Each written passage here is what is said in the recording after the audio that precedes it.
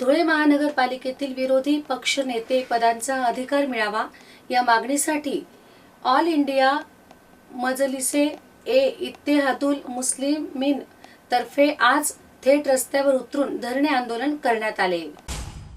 धरणे आंदोलनात इर्शाद जहागीरदार यांच्यासह नगरसेवक अन्सारी अब्दुल लतीफ अब्दुल हमीद मंसूरी, मुख्तार कासिम, हसीन बानो, साजिद अली, शेख शाहजहान बी, मिर्झा शोएब नवाब बेग, अन्सारी हलीमा बानू, यूसुफ ए, हमीद पिंजारी, मदीना बी, पठाण अमीर, असलम अन्सारी, जावेद, सौद सरदार आदींसह कार्यकर्ते सहभागी झाले होते।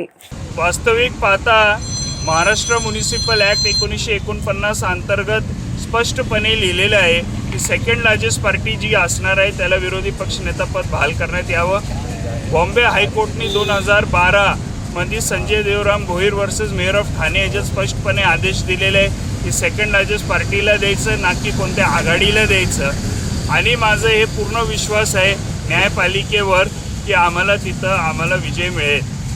आमची धुळ्याचे महापौर मॅडमांना आज आमचे नगरसेवक निवेदन देत आहे की त्यांनी 15 दिवसात धुळ्याचा विरोधी पक्षनेता डिक्लेअर करावा किंवा 15 दिवसानंतर आम्ही औरंगाबाद खंडपीठात आमची याचिका दाखल करणार आणि औरंगाबाद खंडपीठाकडून स्पष्ट निर्देश धुळ्याच्या महापौरांसाठी आणण्यासाठी आम्ही प्रयत्न करू। आम्ही स्पष्टपणे तुम्हाला एक सांगतो की सेकंड लार्जेस्ट पार्टी म्हणून MIM पार्टी आहे। बळसंख्येच्या आधारावर आम्हाला ते विरोधी पक्षनेता पद भेटते।